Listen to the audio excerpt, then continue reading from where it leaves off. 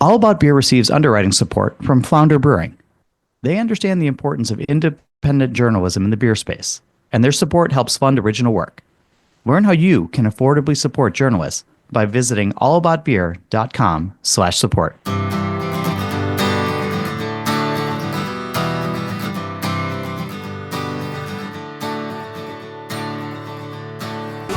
Welcome to Drink Beer, Think Beer, the podcast that gets to the bottom of every pint. I'm John Holl.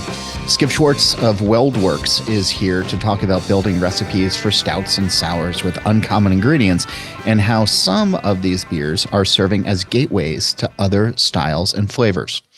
But first, you're no doubt aware of the fires in the Los Angeles area and how devastating they've been. As per usual, when natural disasters strike, brewers are stepping up and have created a special beer. Common Space Brewing is spearheading the effort, and you can learn more about the beer and how you can help by following the Instagram account at WeLoveLABeer. Additionally, I hope you'll consider supporting All About Beer. There are a number of ways you can do it, through our Patreon, through our underwriting, and through our advertising.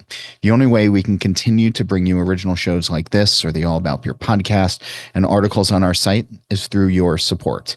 Please visit allaboutbeer.com/support to learn more. And before we go any further, thanks so much to this episode's sponsors. Attention brewers, registration is now open for the 2025 Best of Craft Beer Awards. This is a BJCP sanctioned competition judged by fellow brewers and industry leaders. It uses a unique set of style guidelines that champions harmonious and dynamic beers.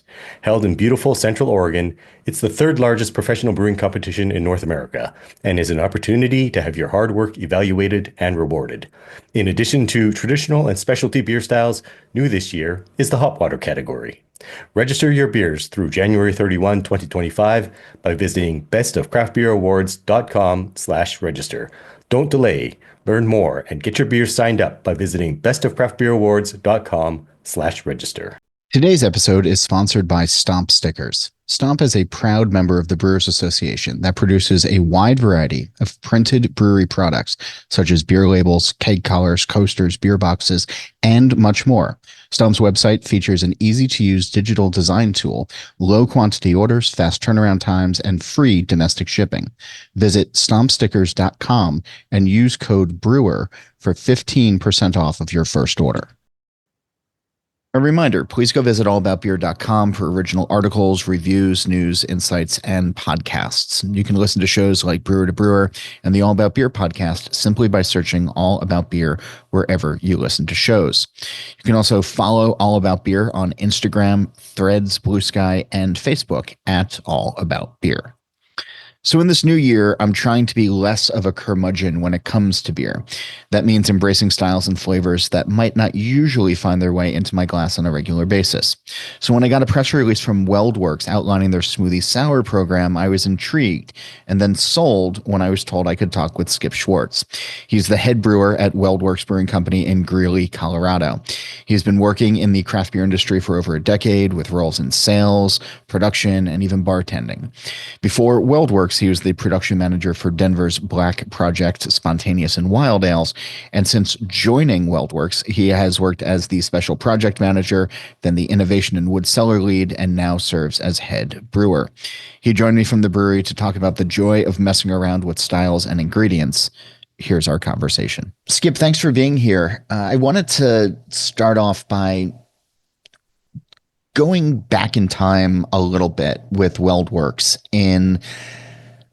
You all have, I think, very early on made a reputation for yourselves for pushing flavors, for pushing boundaries, for trying things that connected with that generation of drinkers, or, the folks who are looking for a big hop punch or something fun with stouts or, sours, whatever it was.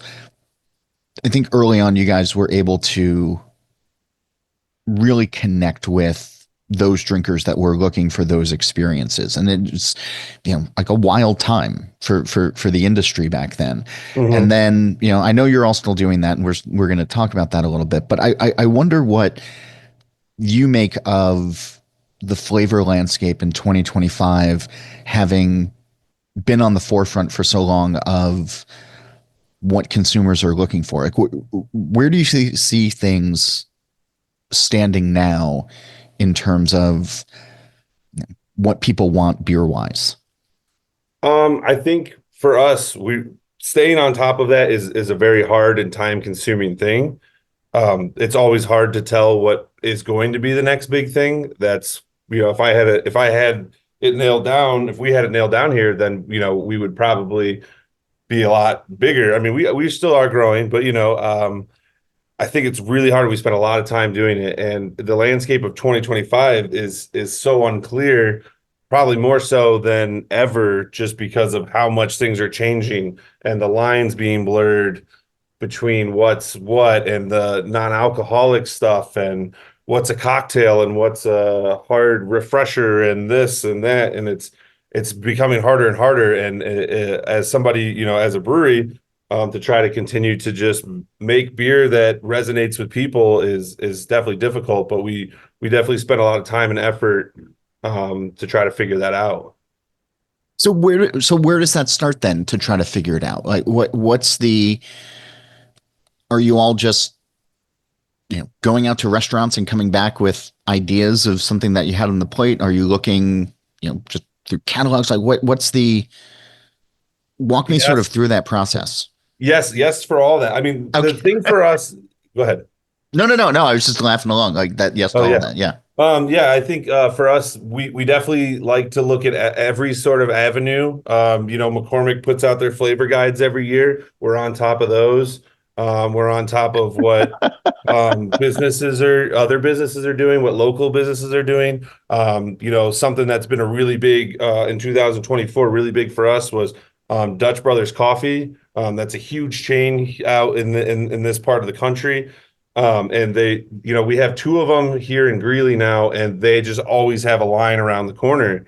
And, we look at that and go, well, what are they doing? Like, why are they so popular?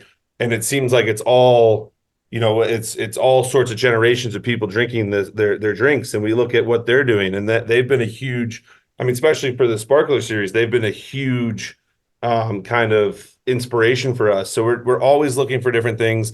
If someone travels, where they traveled, what did you drink? What did you have? Did you eat any foods that have flavor combinations or we can draw inspiration from? So yeah, 100%. There's kind of everywhere we go, we're always just keeping an eye on what we're drinking, maybe what our spouses are drinking, our partners are drinking. Because I drink something doesn't mean my wife drinks it, So just kind of looking at, in the summertime, I'm at the, at my local pool. What are other people drinking? Just constantly looking to see what other people are doing, and then trying to see, is there room for us to play in whatever they're doing, drinking, just kind of what are people into, and that are outside of, we're in beer, we're stuck in a space that seems sort of limited, but outside of there's so much stuff, and even breakfast cereals. I mean, I had Captain Crunch bacon a couple weeks ago, like what? Captain Crunch, they have the Captain Crunch dust on bacon, and it was surprisingly good. I know, John. I didn't want to like it, but I did. It's like candied bacon with cinnamon. It was surprisingly good, but it's like, but looking at that and going, why is this a thing? Who is this exist for? Maybe it just exists for people like me who's just going to try anything. Just no, 100%. As much as I'm pretending like I'm bemoaning that as the downfall of society or something, of course I'm going to try it. Right. Of course I'm going to try it. Yeah. If it's interesting, I mean, I'm the sucker for the limited release holiday anything, and part of it might be from growing up in craft beer with the seasonal releases, and you get excited for your pumpkin beers and your summer ales and all that. Just growing up in that culture. I'll try anything, like if you're like, hey, this is a limited release for this time, I'm like, well, I want to try that flavor combination. Is it good? Did it need to be made? Most of the answer to did it need to be made might be no, but it's still interesting. It's an experience. And I mean, I'm still talking about the Captain Crunch bacon a month later, so it does something to people. And I think that's just kind of where we draw inspiration from, is where, like, what other non-beer people are doing. So I want to push on that a little bit, because I'm curious about or just follow that path a little bit, not push on it, but follow that path a little bit where it's one thing if you're out in the store and you're seeing Captain Crunch Bacon, or you're out at the pool and you're seeing what other people are drinking, and you're like, okay, can we get involved in all of that? And so I guess one,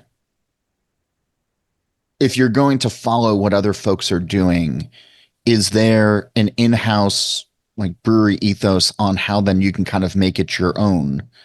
And then two, charting your own path and not, I'm not saying you're copying what's happening out there, because you guys have done a lot of original stuff in the past. So,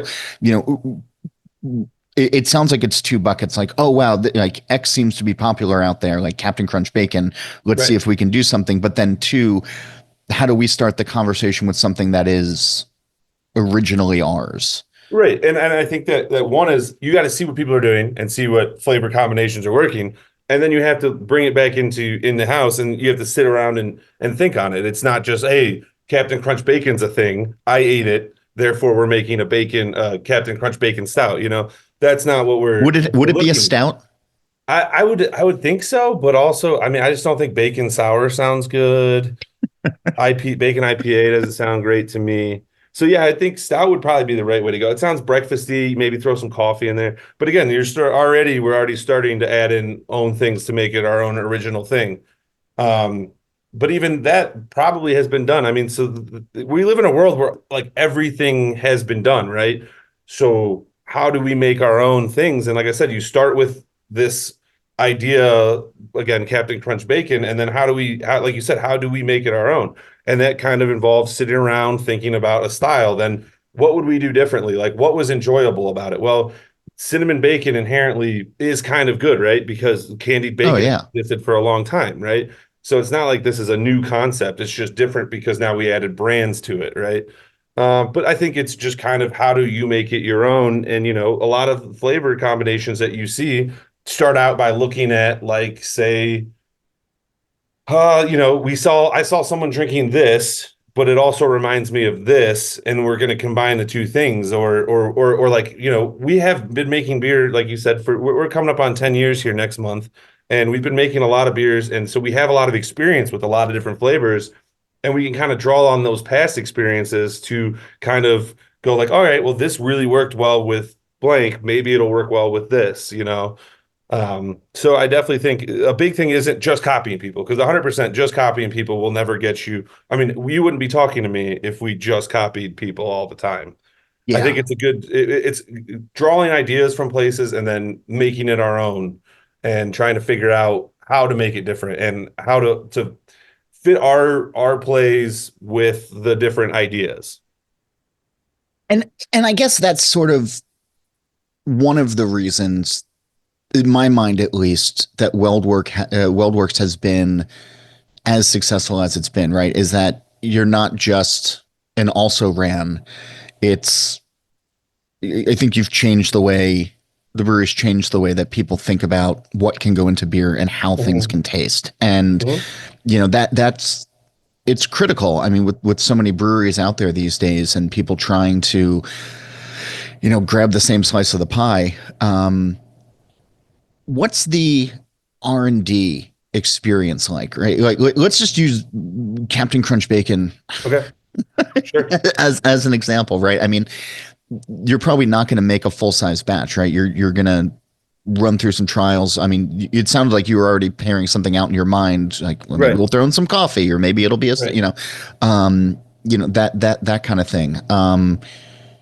Because I imagine when you are as well known as you all are for those beers, the forgiveness level among paying consumers is very low if you guys put out something that's trying to grab something but ultimately shitty. Right. So I mean, I also have a correction to make. It wasn't Captain Crunch, it was Cinnamon Toast Crunch. That might make it a little bit better. Sorry. Yeah, my brain was sorry. So yeah, Cinnamon Toast Crunch. Now you probably like, oh, that sounds even better, right? I guess I don't know. I'm a sucker for Captain Crunch. I like having the roof of my mouth all scraped up. I went through a phase at some point in my younger where it was the peanut butter Captain Crunch. Okay, yeah, that's good. And I mean, I can't be around that anymore. Like I have zero self-control when I'm around that cereal. So, yeah. So all right, note to self: we'll make you a peanut butter cinnamon toast crunch or Captain Crunch stout. But no, to go to your original question, yeah, I the biggest thing that's always been concern number one with any of our beers is always been quality. Like you said, you don't really get a second chance um, to win customers over when you're doing these crazy things. We've done crazy beers. I mean, this year we did soy sauce barrel aged sushi gosa. Like that's crazy for GABF. But like the thing is that we stand behind that beer. Is it the greatest beer of all time? Probably not. Is it something that's interesting, that has a high quality, that still meets our standards? Yes. Are you going to drink it and go, I want to drink 20 of these? Probably not, but it's going to be something that's interesting that, like I said, we still hit the mark. It hits all the flavors that we said it's going to hit. And we definitely think quality is number one because, like you said, you cannot bring customers back with a shitty product. So that's always been the number one thing. And then with the R&D is going through our Rolodex of processes of how do we infuse that. We have 2 adjunct tanks. How do we get that flavor? Do we use real, like I said, we'll use cinnamon toast crunch. Like we're going to add cinnamon in the boil. I personally would probably, like I said, if we're trying to make it different, whenever I think of, something like cinnamon, instantly my brain goes, if we're looking at cinnamon bacon, we're going breakfast, right? So then like I would want to go maple syrup in there, bacon. How would we even do bacon? We're going to have to go through the archives of have we ever done bacon. We have not, as far as I know, unless there's beers that happened before I was here. Even those I'm pretty well versed in, but I'm pretty sure we've never done bacon. So we'd have to look into who's done bacon beer in the past, how have they done it, how have they done it well, what information can we find on the internet on adding bacon to beer. Is it even adding bacon, or is it going with some smoked malts to mimic bacon? I mean, another thing is that you can use tricks with your grain bill with other things, other flavors. For a second, I thought you were talking about tricks are for kids. Just for half a second with all the cereal talk, okay. I thought you were talking about the way the conversation's going. I could see how that could be the case. But you could use tricks. I was like, wait a minute, the rabbit's involved now. My goodness, yeah.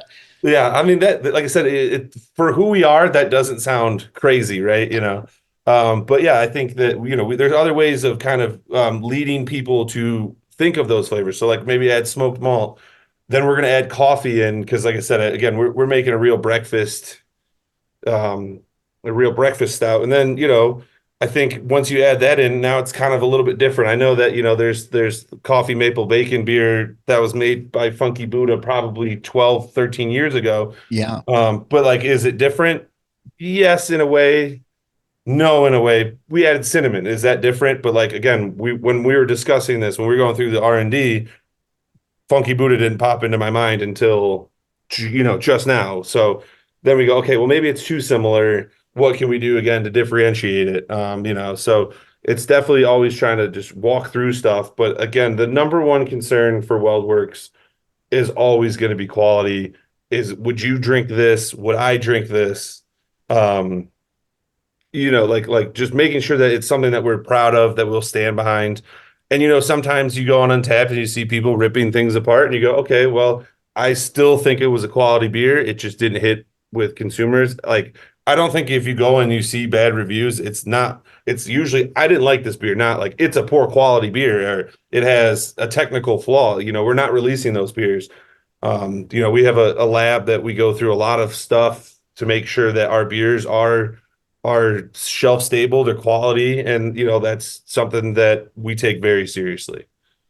And honestly, I mean, you can't, or I hope you don't take those things too seriously when it comes to Untapped and all of that. I mean, no, we definitely don't. But it's one of the only metrics at this point that we have to get a ton of information on. It was something worth exploring more, Sure, but I definitely don't. It definitely doesn't hurt me personally if someone doesn't like something. Good. Because there's also got to be considerations, right, on, and you mentioned, maybe we'll throw the cinnamon toast crunch in the boil or something like that. There's got to be considerations as to where you introduce ingredients, at various times. I know bacon 100%. has always been, something that has perplexed brewers. I mean, I think back to early days of me running All About Beer, and we had a bacon beer on one of the panels, and it was you could see this oily sheen on top Right. because they added cooked bacon Sure. to the fermenters, like on the cold side, and it was Yeah. off-putting, Right. to say the least. So when it comes to, but then you run the risk of, well, are we going to lose character in the boil, or are we going to, how do you, Sure. so I guess, when you're thinking about using various ingredients, do you mess around with where they're added in the recipe? At the current time that we're in after 10 years of doing it, we don't mess around as much as we used to. Over the years, we've collected a lot of data, so we know how to do a lot of different things. And even some stuff we still even experiment with. Nuts is a perfect example, right? Nuts we like to add. Sometimes we'll add them in the boil hot side, and we like some of the flavor that comes from that. But adding these adjunct vessels that come after fermentation, so we're not blowing off a bunch of those aromatics. We're adding nuts into those and recirculating on top of those adjunct vessels, and so we're I want to say we're still learning, but for the most part, we have a pretty solid idea of where we're going to add most ingredients. Again, if we're using something brand new, then white chocolate still kind of has us stumped. We try a bunch of different things, and white chocolate is really tough to do, and I don't know if we've ever really quite nailed it. One of our sparklers does have it, and I think one of that sparkler probably was the best white chocolate we've ever done. But I think the other thing with us is we're kind of stubborn, and we don't shy away from things that we might not have perfected. Like I said, white chocolate is one that I love the flavor of white chocolate. I personally like white chocolate a lot, and so we try it and try it and try it. And at some point in time, we're gonna figure it out, but we're definitely still experiment with certain ingredients. But for the other ones, we know what we're doing with certain things. I'll say there's a shameless plug for the All About Beer podcast with Don Tessenham Souter last year that did a chocolate as an ingredient focused episode, and white chocolate gets a lot of airtime with chocolatiers. So well, I'll have to check that one out. Yeah, I'll send you the link. But please do. For anybody else who's curious about that, I wanted to throw that in there. So I want to talk about sparklers in just a second, because you have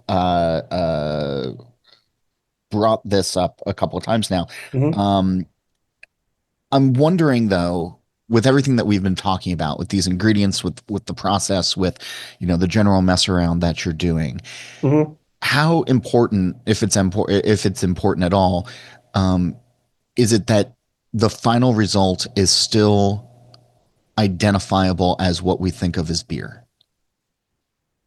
That's a good question. It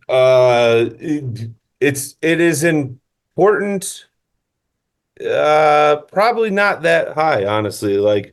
I think that's kind of a fun place that we're in, especially moving into 2025, where the lines are being blurred so much. I know for us, TTB compliance is very important. So identifiable as beer to the TTB is important, very important to us. We have made things called malt beverage in the past because they did not meet the standards for the TTB. But overall, I think depending on the style of beer, it is very important. IPA to us, even if we put fruits or, we did have a line of cereal IPA a couple years ago. It was important for us for it to still be IPA. Stout kind of for us is middle of the road. Sometimes we really want it to taste like a stout first and then those flavors. Other times we want it to taste like those flavors and not a stout. We really want to make beer that's approachable for everybody, for the craft beer nerd and her husband, who doesn't necessarily drink beer, So we're trying to kind of find something for everybody. So some of our stouts will taste like stouts, and that is a priority. And then some of them won't be. And the one that kind of hits the most for us when you're talking about this, doesn't need to taste like beer, would be our sour beers are usually like, I mean, our sour base is pretty much, pale pills, white wheat, like that's not really something that we're like trying to stand on, and this needs to taste like wheat. If we wanted to make it taste like wheat, we'd just give you our Hefeweizen. Sure. So so for our sour beers, it's kind of the lines where, or the brand, the style that we kind of blur the lines the most with, I think. I like that. All right, so that gets us to sparklers then, and the lactose-free sour series that you all do. Uh-huh. And maybe it's just that I'm not getting out enough. Maybe it's that I'm getting older. Maybe it's, I don't know. I feel like sours aren't as much as part of the conversation that they were maybe just right before pre-COVID. And it seems like you guys are putting a lot of thought and fun into these beers, but have you noticed a shift in the way that consumers are thinking about the quote unquote sour category? Yeah, I think it's definitely different. And we look at it a little bit different too, because it's more of like, I mean, in my mind, it's almost like they've become kind of like almost like a mixed drink or something that's just kind of drinkable. Where I know we're on a podcast called Drink Beer, Think Beer, where you don't necessarily have to think about it, and that's kind of why we kind of like to tell you what the flavor is, and you just kind of go, okay, I would like to drink that. But yeah, I definitely think it's changed a lot. I mean, mixed culture beer at this point, something that I personally love, and have a deep connection with for my past jobs and stuff. We just don't do that. You don't see it as much. And even if we were to make mixed culture beer, I don't think we'd be making it in the same light of the quick sours that we're making and selling. Just because I think it would kind of feel like we want it to be a little bit more traditional. So I feel like it's kind of an open playground. But yeah, I agree with you. It's definitely a different look, and they're not the same as, like I said, probably even 10 years ago when WeldWerks opened. We were putting one fruit into a Gosa back in the day and being like, here's apricot Gosa. And, we Right. still make that, but like it's like we need to have all these different things, and it needs to be this big production kind of. And I can't, a lot of our beers are like blueberry cobbler and blank blank blank fruit, or with what, like they've just become kind of just like a exploration of flavor. And I think that people have come to look for that, and that's kind of where sour beer is now. And I do agree that people aren't, lagers are super popular, barrel aged stout is, probably a lot less than even 5 years ago, but still popular. IPAs will always be popular in my opinion. And so, I Oh yeah. think that sour beer is just kind of, it's in a different place than it was, and I think that's okay. And I think it's kind of maybe more of like, when I started drinking beer, they were like, the intro beers were kind of like your lagers and that gets you swinging, your wheat beers, and maybe like a lightly fruited wheat beer. But I think now kind of sour beers, somehow quick sour beers have kind of become the gateway into craft beer, in my opinion. Okay. Tell me why.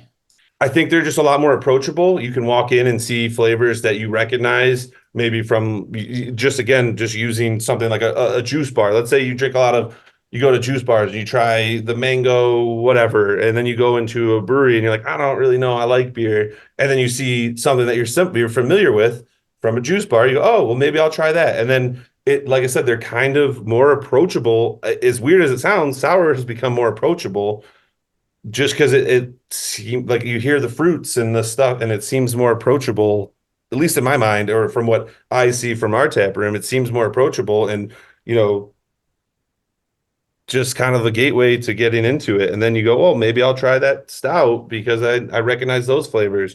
But I think color wise also has always been a thing. For some reason, people think assume dark is heavy. So, like I think the bright colors make it more approachable and fun. I don't know. Maybe I'm just making stuff up, but in No, my no, no. brain, it makes sense.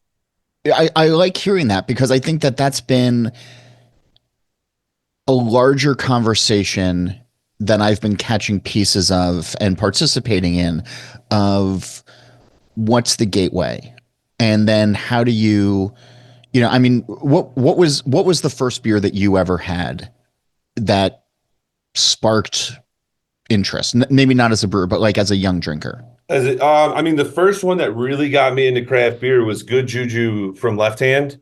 Sure. And just ginger and like I mean I think I don't even is it ginger pale ale or ginger wheat? That sounds about right. It's Yeah, been a it while. has ginger in it. I know that. And I kind of like was that for you though, considering everything that you're making these days, that it was like, yeah. yeah, an Yeah, I adjuncted. definitely Yeah. definitely was drawn in by that. I mean, I was yeah, so I definitely think that that was kind of one of the ones that kind of stood out and was just like, wow, what is this? And then then I got into IPAs slowly. It took me a while to get an IPA, and now IPAs are my go-to. Not a lager guy. Not a, I just like IPA has always been kind of my go-to after I got into it. But I definitely started searching for, Dogfish Head was a huge person that I liked a lot, when I was younger and, later on in college was just these crazier flavor profiles. And that kind of really interests me. And I think that, it works well for me now. But yeah, like, I definitely think Good Juju would definitely be the one that kind of brought me into like, wow, let's explore these fun flavors. I've always kind of been exploring flavors has always kind of interested me.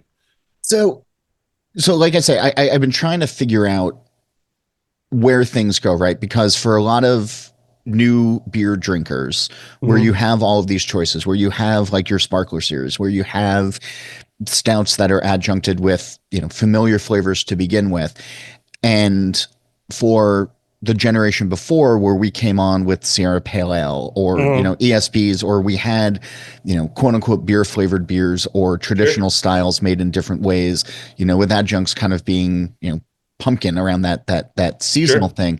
And then it's okay. Like now I appreciate, hop bitterness from a pale ale. Let me go try to drink an IPA now. And then let me try, to go from here. And now I'm, familiar with this. I'm going to go on to, discover stouts or just like whatever it is. I guess if people are coming on with sours as their gateway, Sure. is there, have you found paths to sort of then introduce them to IPA or to, Hefeweizen or whatever it is? Yeah, I definitely think there are pathways, and I think another great bridge from sour to kind of what we call West Coast IPA now is hazy IPA. I mean, those are fruit forward, they're easy to drink, they're not super bitter. So I think that you kind of have an easy crossover. And then, if people start liking it and they develop a flavor for hops, then they might start going and searching for like, hey, what's like an extreme hop flavor? Or, I definitely think, and even to bring it to Hefeweizen, I mean, if you look at Hefeweizen in a glass versus a hazy IPA, they're very similar. So maybe you just look at the color and you go, oh, well, maybe I will like that. And then you get to discover, I mean, Hefeweizens, I have the clove banana. So again, you have some fruity, I think that it is easy to move around these spaces a little bit more now because you don't have to go from, hey, I was drinking Good Juju, now I'm drinking Sierra Nevada Pale Ale, which are already so far away from each other.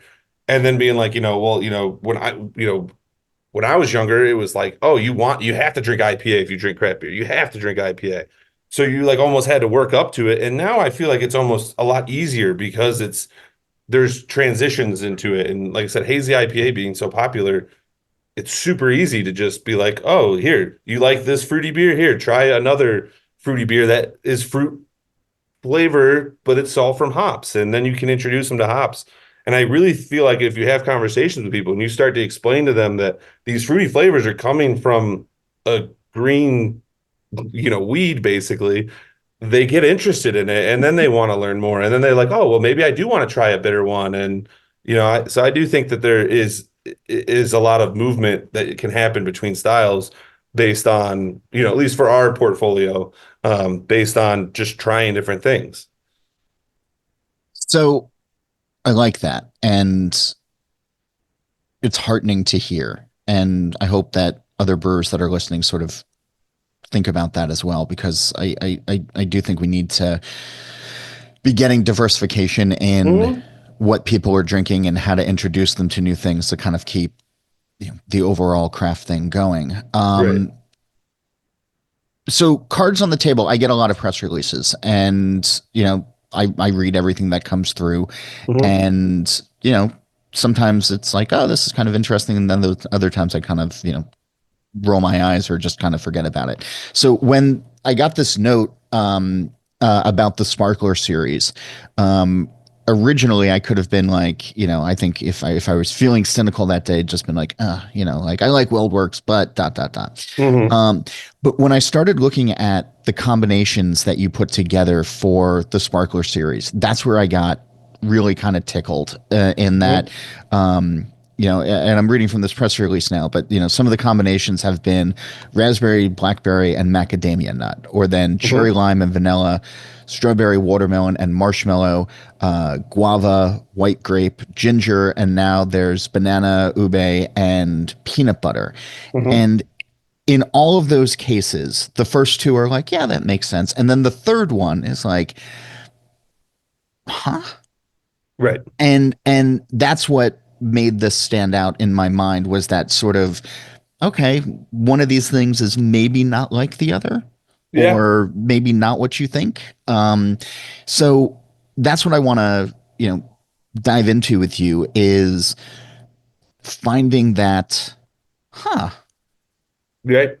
when it comes to, the ingredients, kind of throw the palate off kilter. And to be fair, I haven't had these beers, so Sure. I'm going to trust, because it's WeldWerks, that this Sure. works, but Yeah.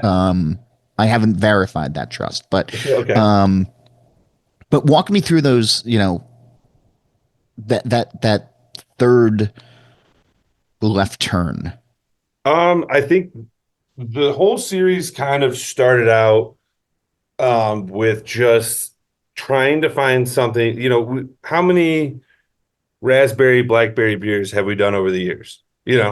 And where do we find the turn? And a lot of these actually kind of make sense in a weird way, um, because of where the inspiration was kind of drawn from.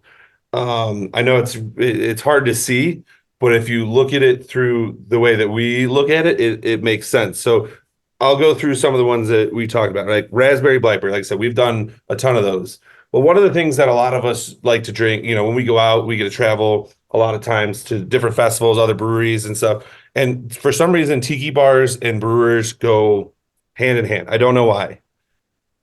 They just do. Every time I go somewhere, brewers want to go to tiki bars, and I love them Oh personally. I think yeah. they're so much fun, because of the things like the just random combinations to make this like overall bigger thing, right?